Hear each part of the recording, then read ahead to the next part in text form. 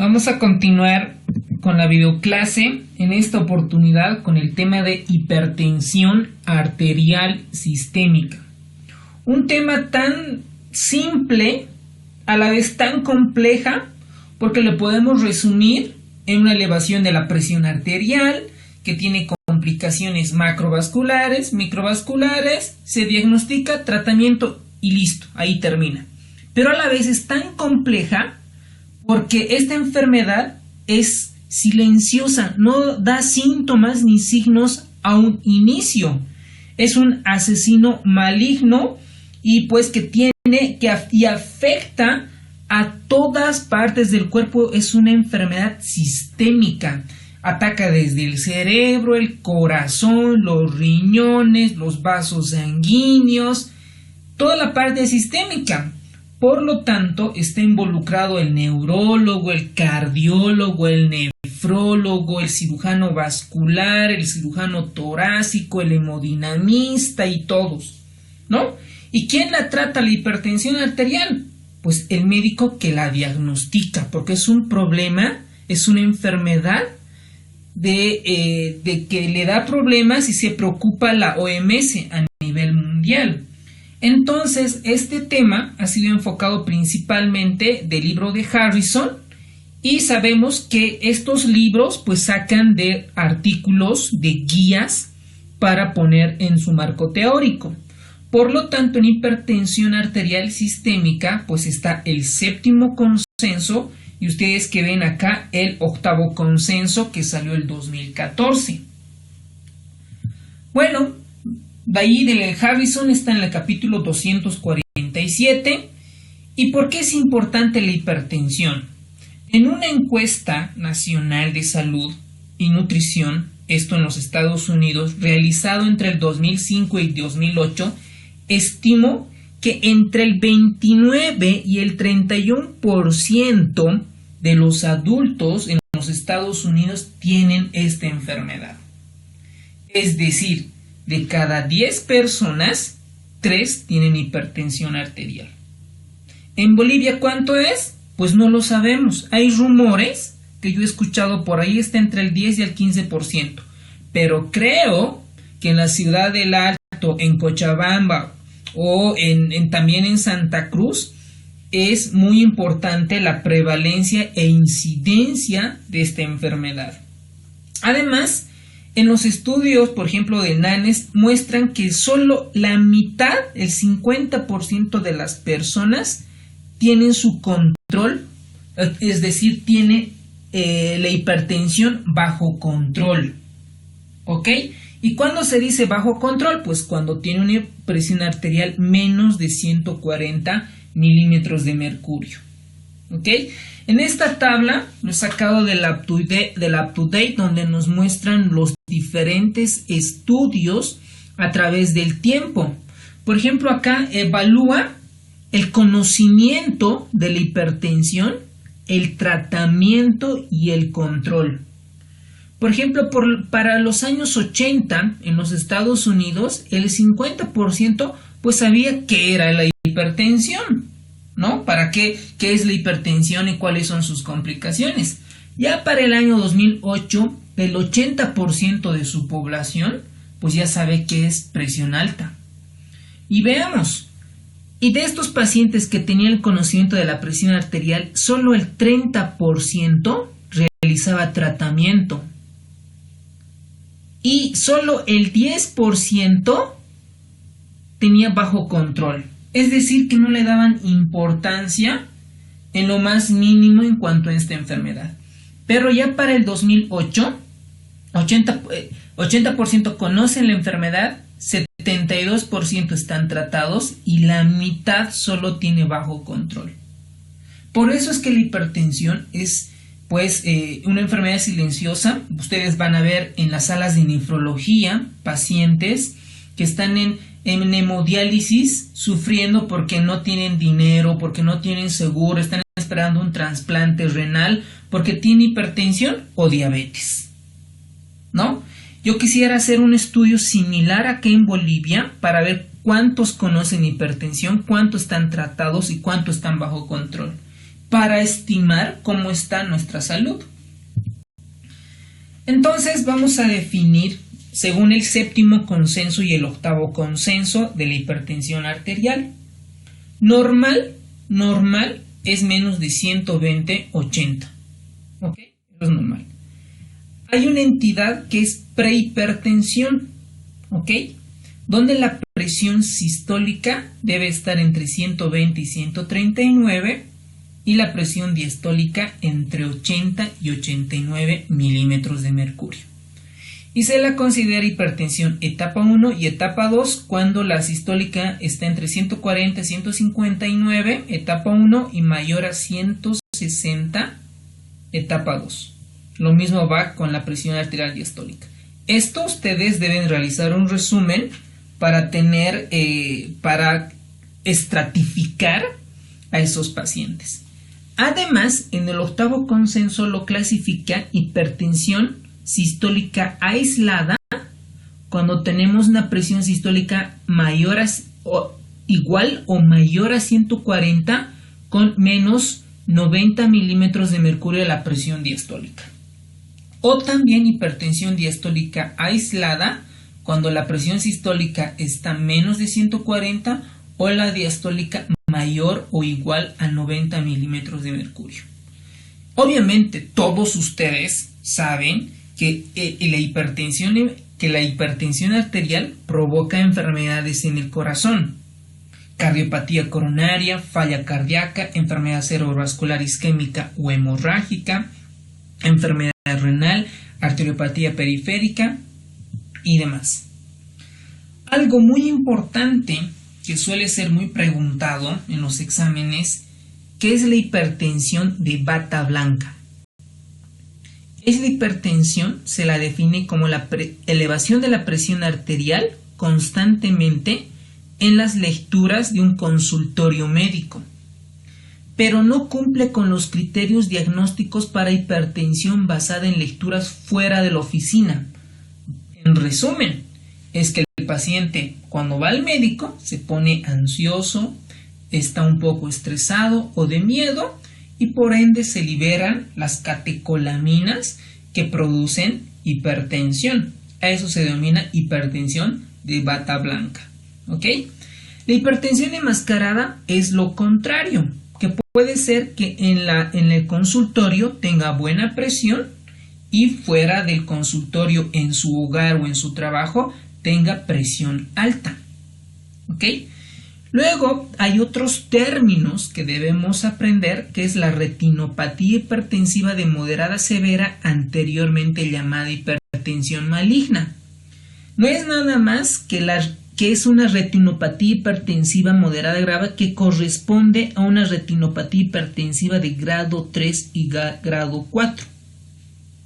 Estos están asociados con hipertensión marcada, incluyendo hemorragias retinianas, exudados y papiledema, como ven aquí en la imagen. Ahora hay otra entidad patológica que se denomina la crisis hipertensiva, que ya lo dimos en la previa videoclase, donde se la cataloga en emergencia hipertensiva y urgencia hipertensiva. ¿Ok? Ambos se caracterizan porque la presión diastólica en ambas está más de 120 milímetros de mercurio. ¿Ok? Entonces, la emergencia es cuando ya hay daño de órgano blanco, es decir, tiene un AVC hemorrágico, tiene infarto agudo de miocardio, tiene desprendimiento de retina y demás. Mientras que la urgencia hipertensiva no hay daño de órgano blanco. Y el tratamiento acá es en horas, 1 a 2 horas, y acá puede esperar hasta 24 horas. La epidemiología, pues ya habíamos mencionado, ¿no? Que en los Estados Unidos más o menos oscila entre el 30% de hipertensión. Cada vez, ¿no?, que nosotros vamos envejeciendo, solo por la edad ya tenemos un factor de riesgo para desarrollar hipertensión arterial. ¿Ok? ¿Qué son los factores predisponentes? ¿Por qué yo puedo ser hipertenso? Por obesidad, factores ambientales, factores genéticos, alcohol, estrés psicosocial y bajo nivel de actividad física. Ahora, ¿cómo se la clasifica a la hipertensión arterial? Básicamente en dos, en una primaria y en una secundaria. ¿Ok? Básico. ¿Y qué es lo que abunda? La primaria. ¿Ok? Recuerden ustedes que la presión arterial es un signo vital, aparte de los 6, que depende de esto, del gasto cardíaco y de la resistencia vascular sistémica. El gasto cardíaco a la vez, que vamos a comenzar a notar, depende del volumen sistólico y depende de la frecuencia cardíaca. ¿Ok? Y el volumen sistólico depende de la precarga, de la poscarga y de la contractilidad. ¿Ok? ¿Por qué estoy explicando esto? Porque si nosotros entendemos de quién depende la presión arterial, puedo entender la fisiopatología. ¿Ok?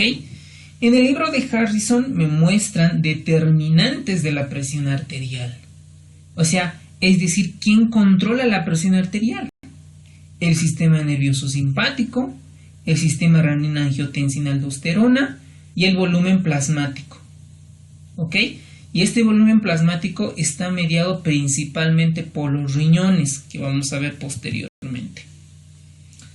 Además, estos factores de riesgo que mencionamos, pues obviamente la obesidad, la edad, antecedentes familiares, el sedentarismo, etcétera, pues está predispuesto por todos nuestros platos exquisitos en toda Bolivia, desde un majadito, un piquemacho, ¿no? Y otros platos deliciosos que se encuentran en nuestro país. Pues obviamente, ¿quién va a negar estos platos?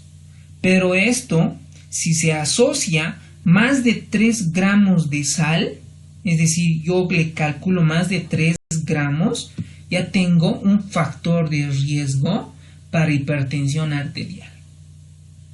Otro factor de riesgo muy importante es el consumo excesivo. Aquí voy a resaltar excesivo. ¿Por qué? Porque un consumo leve de vino tiene un factor protector. Ojo con eso. Acá el libro de Harrison me dice el consumo excesivo. Cuidado en el banco de preguntas. ¿Ok? La inactividad física, el sedentarismo, la diabetes, la dislipidemia, rasgos de personalidad y la depresión predisponen a que un paciente tenga presión alta. Vamos a comenzar con una variable que es el volumen intravascular. ¿Ok?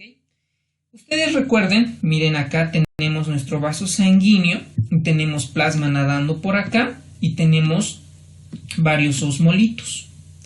Uno de ellos pues es la glucosa y uno más importante pues es el sodio. Cuanto mayor cantidad de sodio hay acá, tiene mayor tendencia a jalar agua por un fenómeno de ósmosis. ¿Ok? Entonces, por eso se explica que un paciente que consume más de 3 gramos de sal tiene predisposición a tener presión alta. ¿Por qué? Porque aumenta el volumen intravascular, aumenta el gasto cardíaco y aumenta la presión arterial. Se incrementa la excreción de sodio por orina y se conserva el equilibrio de sodio a expensas de un incremento de la presión arterial. A esto se denomina presión arterial por natriuresis, donde incrementa la filtración glomerular, disminuye la capacidad de absorción en los túbulos renales y elementos hormonales como factor natriurétrico auricular. En resumen, el sodio jala agua. El sistema nervioso autónomo es el que controla la presión a corto plazo. Ojo con eso. mientras que los factores hormonales y volumétricos regulan la presión a largo plazo. Y de esto a corto plazo están involucradas las catecolaminas. Y estas catecolaminas pues parten de un aminoácido que es el triptófano, la tirosina, toda la cadena, hasta llegar a estas catecolaminas donde van a actuar en los receptores alfa 1. Los receptores alfa 1 tienen la función de vasoconstricción. ¿Ok? Y los receptores alfa 2 también existen, tienen una función antagonista o lo contrario al alfa 1 porque inhibe la liberación de la noradrenalina.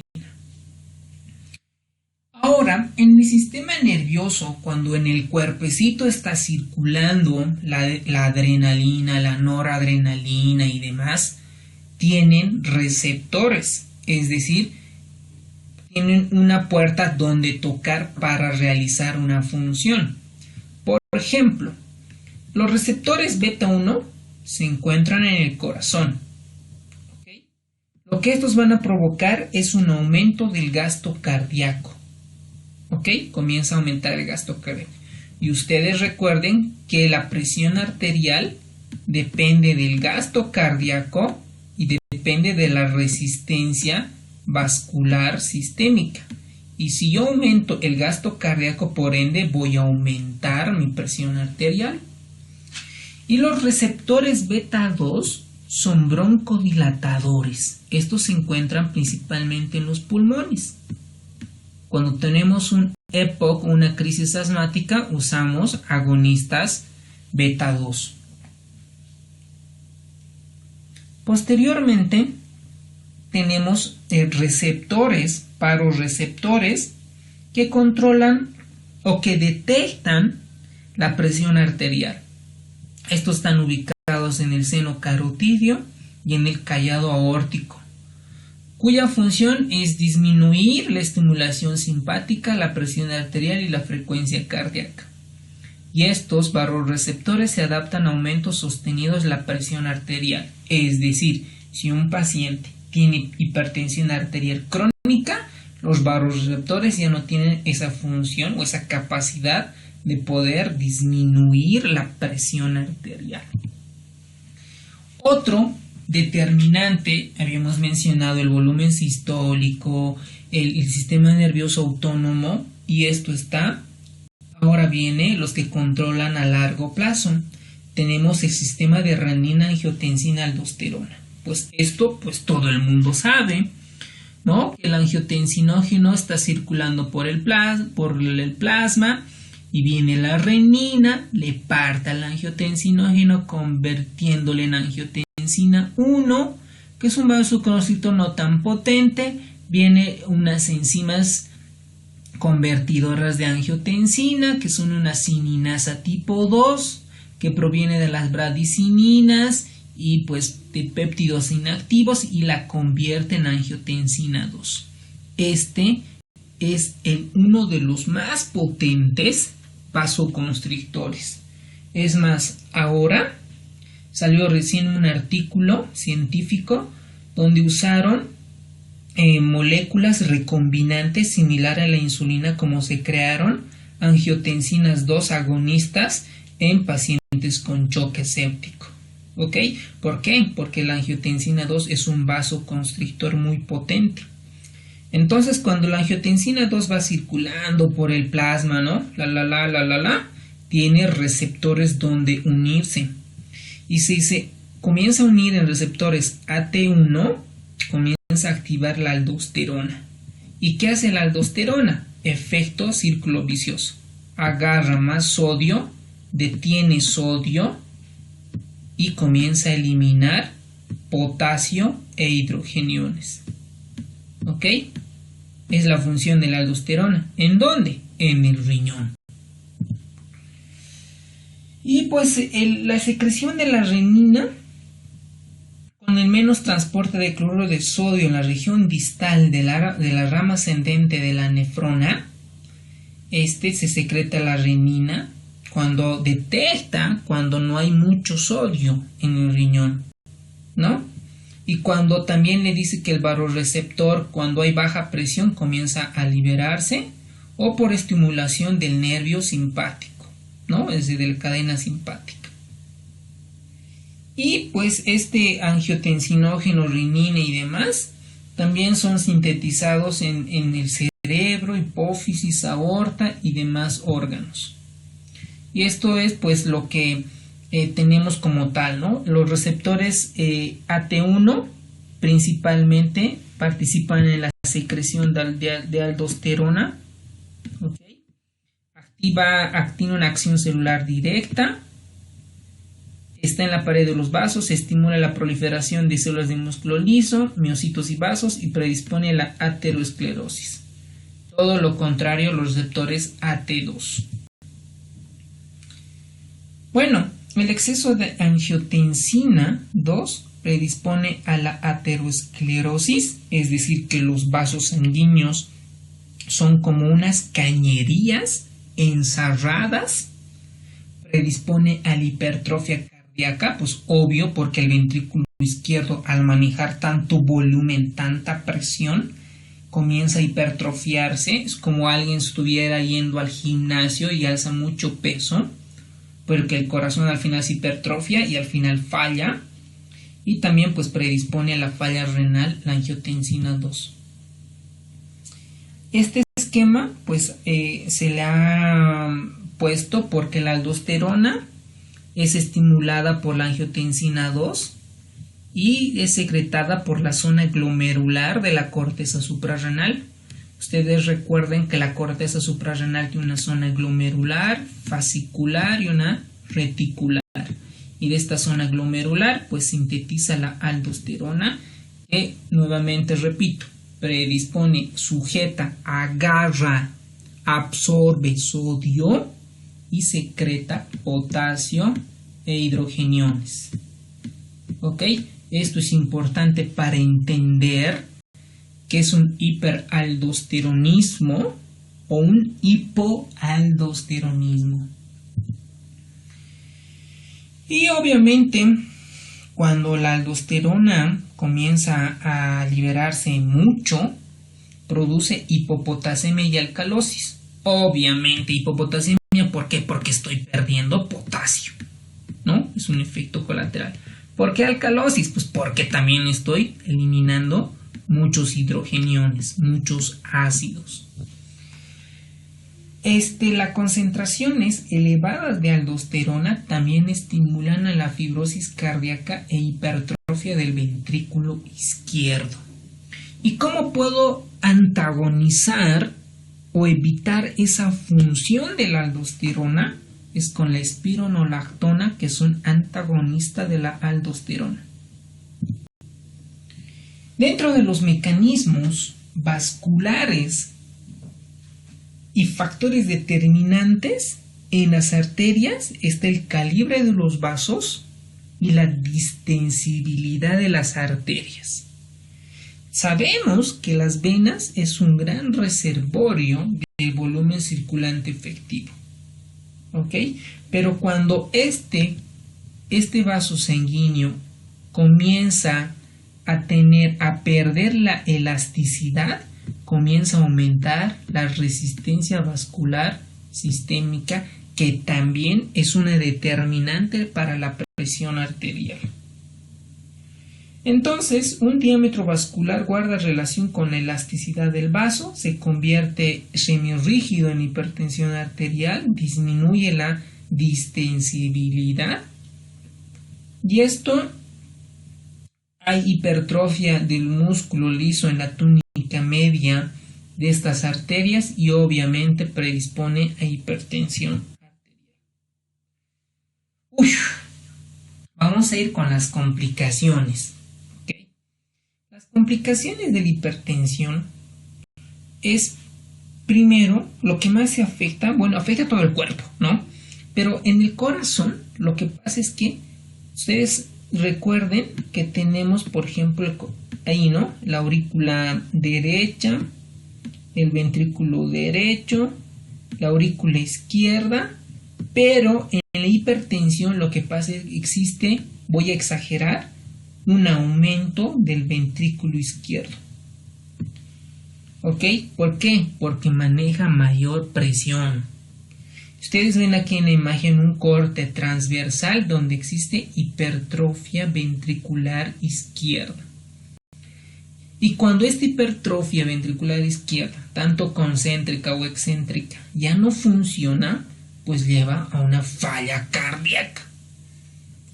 Y si en algún momento este ventrículo izquierdo no recibe irrigación, pues hay un infarto agudo de miocardio. ¿Ok? Y dentro de los otros tenemos otra complicación también donde afecta, es un evento vasculocerebral, tanto isquémico como hemorrágico, y enfermedad renal crónica. Bueno, en el corazón pues es lo que más se afecta, ¿no? Por eso también los cardiólogos tratan hipertensión arterial, para que no llegue a una falla cardíaca. ¿Ok?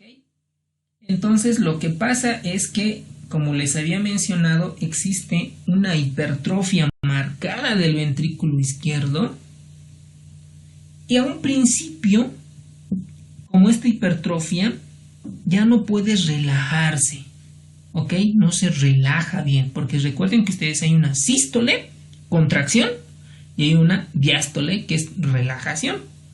Entonces, cuando se afecta la relajación, la diástole, y es la primera manifestación, lo primero que se afecta, la relajación del ventrículo izquierdo. Y a eso que se denomina disfunción diastólica. Ya vamos a ver en los posteriores videos que la falla cardíaca puede ser con fracción de eyección conservada o con fracción de eyección disminuida. ¿Ok? Y en el cerebro, pues como esta presión es tan alta, lo que pasa es que acá puede romperse un vaso sanguíneo. Si se rompe, hemorragia, ¿no? Listo, chao paciente, ¿no? O pasa a los cuidados de neurocríticos y pues ahí se lo monitoriza y a ver en algún momento se reabsorbe esta hemorragia o pues el paciente ya queda mal del coco. ¿Ok? O también es que puede pasar un evento isquémico, es decir, al aumentar tanta la presión arterial, lo que hace el cerebro por un fenómeno de autorregulación cerebral, hace vasoconstricción severa, es decir, se aprietan tanto los vasos que dejan zonas isquémicas en el cerebro. A esto que se denomina evento vasculocerebral de tipo isquémico. ¿Ok?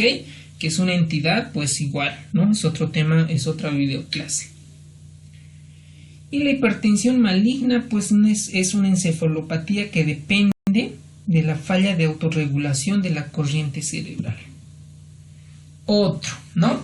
Aquí ya la hipertensión ve al cardiólogo, va al neurólogo y ahora le toca al nefrólogo, ¿no? Al nefrólogo. Pues primero debemos de saber que a un principio de la nefropatía hipertensiva hay una hiperfiltración, ¿no? Y cuando se va dañando cada vez más el riñón, tiene la capacidad disminuye la capacidad de poder eliminar el sodio, ¿ok? Disminuye esta capacidad. Hay aumento de secreción excesiva de renina porque piensa que al riñón le falta volumen. Existe una hiperreactividad del sistema nervioso simpático. Y cuando el riñón comienza a dañarse el endotelio, esta se va a manifestar como una proteinuria, que es un marcador fiable de nefropatía crónica. ¿Ok? En el texto me menciona 3 gramos de proteína en una orina de 24 horas. ¿Ok? Ya tenemos una videoclase solo hablar de nefropatía hipertensiva. ¿Ok? Y cuando ¿Y cómo puedo ver si el riñón está yendo mal? Es decir, si está afectando mal. ¿Cómo voy a evaluar en el cerebro? ¿No? En el cerebro es muy difícil, ¿no? Solo con resonancia, con unos estudios sofisticados, ¿no? A no ser que suceda un evento isquémico o hemorrágico. En el corazón, pues se lo lleva al cardiólogo, el cardiólogo le hace un electrocardiograma, una ecocardiografía y le encuentra que el ventrículo izquierdo está muy hipertrófico. ¿Y el riñón cómo lo evaluamos? Pedimos laboratorios, creatinina, los electrolitos, que pueden estar normales, pero a mí lo que me interesa es detectar cuando el riñón está dañado tempranamente. ¿Y cómo lo voy a hacer? Con esto. Lo voy a pedir proteinuria, albuminuria en realidad, en orina de 24 horas. Si se encuentra entre 30 y 300, eso se denomina microalbuminuria, y más de 300 miligramos macroalbuminuria. La microalbuminuria ya es un factor de riesgo. ¿Ok? Después, en las arterias periféricas, pues lo que se va a encontrar es una aterosclerosis, ¿no? Y los pacientes pueden estar con claudicación intermitente. Es decir, caminan una cierta distancia y comienzan a cojear, ¿no? Comienzan a fallarles una extremidad inferior. Y cuando se realiza una presión arterial tanto braquial y tarsal, podemos encontrar menos de 0.90. Bueno, hasta aquí hemos visto cuál es el concepto de hipertensión, cuáles son los factores de riesgo, cómo es la fisiopatología, y ahora vamos a comenzar a diagnosticar. ¿Ok? Una vez que diagnosticamos, tratamos y decimos con qué vamos a tratar. ¿Ok? El diagnóstico no es que un paciente viene a la emergencia y tiene presión arterial de 150/80 y es hipertensión. No. El diagnóstico se lo hace bien. ¿Y cómo se lo hace bien? Con 2 o más tomas de presión arterial durante 2 o más visitas extrahospitalarias. ¿Ok? Voy a comenzar a explicar mejor esto. Vamos a ver en los posteriores. Entonces, esto es un poco de teoría donde nos dice que la hipertensión arterial duplica por cada aumento de 20 milímetros de mercurio de la sistólica y de la diastólica 10, riesgo de enfermedad cardiovascular. En ancianos, elementos de predicción cardiovascular son la presión sistólica y la diferencial. En las primeras horas del día es más común el infarto agudo de miocardio y el accidente vasculocerebral. ¿Ok? Y la hipertensión de bata blanca que ya la mencionamos. De todos estos, tanto de la clasificación de hipertensión primaria y secundaria, lo que más frecuente existe es entre un 80 y 95% la primaria, ¿ok? Y la secundaria entre un 5 al 20%. Es decir, pues en estos pacientes hay algo que les predispone a esa hipertensión. Hay una causa identificable. La esencial, pues, no se ha encontrado una causa directa, pero sí muchos factores, ¿no? Los antecedentes ambientales, genéticos, el envejecimiento, ¿no? Y las causas de hipertensión secundaria, pues hay muchas, ¿ok?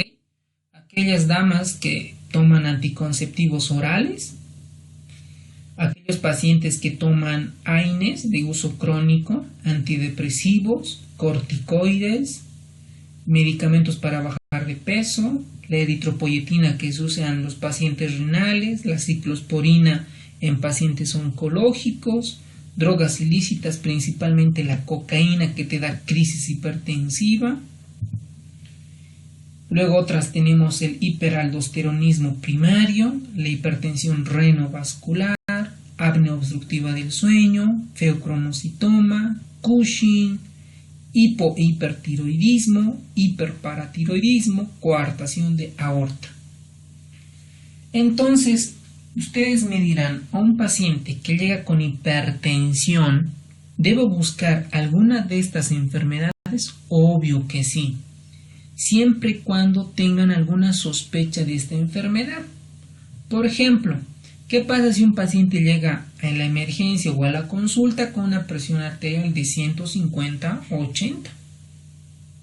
La clasifico y le pido laboratorios y me encuentro con un potasio de 2, con un sodio de 141. Hay una alteración hidroelectrolítica muy importante, ¿no? Bajo potasio, aumento de sodio. ¿Qué debo sospechar? Que la aldosterona está funcionando por demás. Entonces yo debo de sospechar en un hiperaldosteronismo primario. Ya le pediré una tomografía de glándulas suprarrenales, le pediré algunos test específicos para sospechar en hiperaldosteronismo, le mandaré al endocrinólogo que lo estudie, etc. ¿Ok? Hipertensión secundaria, pues dentro de ellas la que más provoca son las enfermedades renales, ¿no?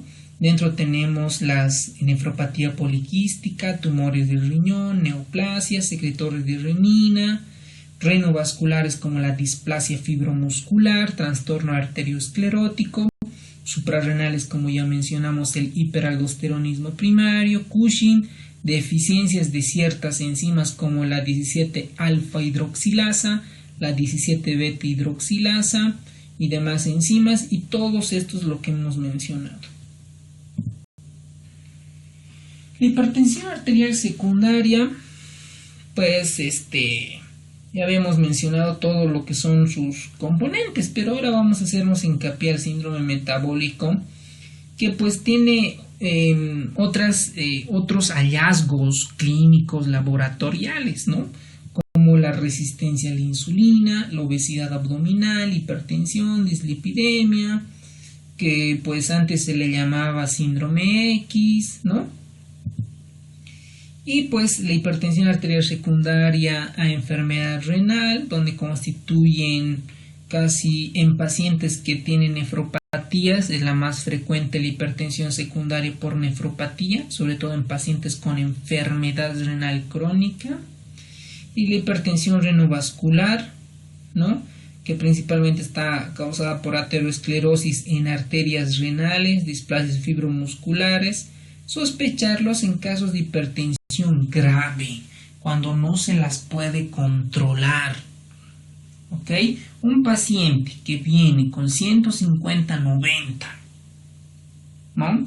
Y que tiene 3 antihipertensivos, que está con losartán, está con metoprolol y está con alfa-metildopa. 3.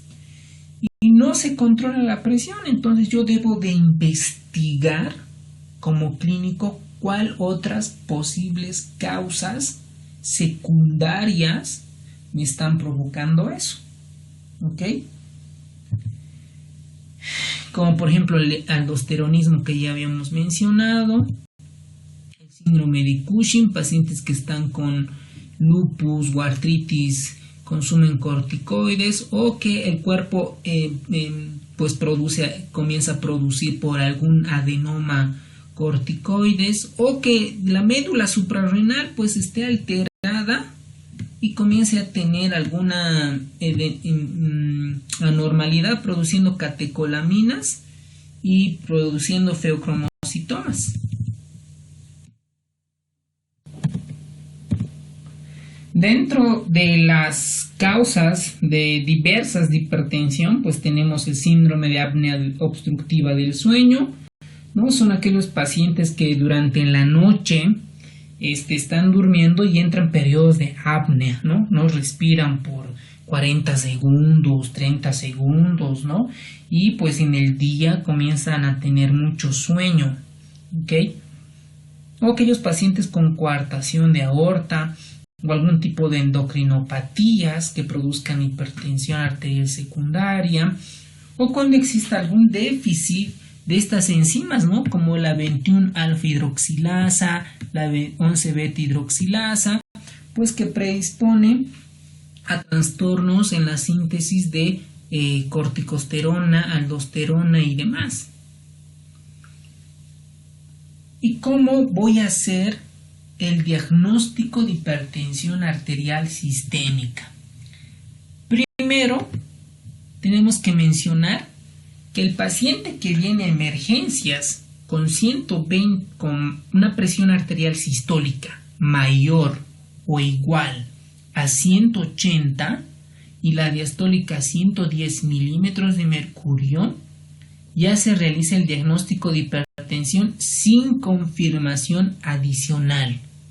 Ojo con eso. El monitoreo de la presión arterial continua es el método preferido para confirmar el diagnóstico de hipertensión. Y ustedes dirán, doctor, ¿ya no al paciente hay que traerlo a la consulta, luego la consulta? Sí lo puedes hacer, pero lo que la guía, el octavo consenso, lo que recomienda es el monitoreo de la presión arterial continua. Ahorita vamos a ver cómo se hace esto. En todos los demás pacientes, cuando tenemos una presión arterial elevada, debe confirmarse mediante la medición de la presión arterial fuera del consultorio. Por eso se da preferiblemente con monitorización ambulatoria de la presión arterial o MAPA. ¿Ok? ¿Por qué es importante esto? Porque los datos, los estudios de alta calidad han demostrado que este monitoreo de la presión arterial predice daño a órganos diana, eventos cardiovasculares, mejor que la toma de presión arterial en el consultorio. Eso ya está demostrado. ¿Ok? Entonces acá nosotros vamos a ver cómo se mide una device for 24-hour ambulatory blood pressure measurement is called blood pressure Holter. In fact, the device doesn't measure for 24 hours continuously, but periodically, usually in 20 minutes intervals during the day and longer intervals during the night, during sleep. Thus, around 60 till 72 measurements can be obtained during the 24 hours. First, we set the patient data on the computer and time when the unit will measure in day and night mode as the patient is asleep. Then we attach the unit on the patient. First the cuff, which must be of the correct size. The cuff must not be attached too tightly or too loosely. Belt fasten the device and carry out manually the first measurement to be sure that the device is working properly. During each measurement, cuff inflammation must be patient arm relaxed next to the body, otherwise the measurement will be repeated several times. The patient goes home with the device and writes down in the diary his activities, in particular sleep, physical activity, sports, or if he had any problems, such as palpitation or chest pain. The patient must protect the unit from water, not to take bath or shower for 24 hours in order to protect the device from damage. The next day, patient comes back with the device and the diary. Vuelve el día siguiente con el registro de las presiones. And analyzed automatically by the software. The doctor checks the results and analysis and decides about next approach or treatment. Ok. Esto entonces, esta es la medición de la presión arterial ambulatoria en 24 horas, pues ha demostrado estos beneficios, ¿ok? Esto pues funciona, toma la presión arterial en intervalos entre 15 y 20 minutos, ¿no? Durante el día y de 30 a 60 minutos durante el sueño. Esta puede identificar la hipertensión por bata blanca. También es el único método de medición de la presión sanguínea que puede obtener de forma fiable las presiones arteriales nocturnas, lo que puede tener importantes implicaciones pronósticas. ¿Por qué hago esto hincapié? Porque hay pacientes que durante el día tienen su presión arterial normal, controlada, y normalmente, ojo, escuchen bien, fisiológicamente, la presión arterial en la noche disminuye un 5 al 10%. Pero hay pacientes que no disminuye esa presión arterial, se mantiene. Entonces, se puede detectar mediante esto las presiones arteriales que están durante la noche y tienen implicaciones, daño al corazón, al cerebro o al riñón. Por eso es que cuando yo era residente me preguntaba por qué hay pacientes que si tienen bien controlada la presión arterial, aún así continúan dañándose el riñón por nefropatía hipertensiva. Probablemente ese paciente necesitaba hacer un control de la presión arterial por la noche, porque en vez de bajar tal vez se mantenía o incluso subía esa presión arterial. ¿Ok? Entonces, cuando un paciente llega al consultorio por esta enfermedad, nosotros vamos a hacer hincapié en los antecedentes, si la mamá o el papá o hermanos tenía presión arterial, si el paciente tiene cefalea por la mañana o en la región occipital, tiene mareos, tiene palpitaciones, se cansa mucho, etc. Debo de ver cuánto de duración tiene la hipertensión, si tiene tratamientos previos, antecedentes familiares alimentarios, otros factores de riesgo, manifestaciones de daño órgano. Y en la exploración física pues debo de realizar todo lo que se ve en la pantalla, ¿no? Peso y talla, medí la presión tanto en brazos como en extremidades inferiores, frecuencia cardíaca.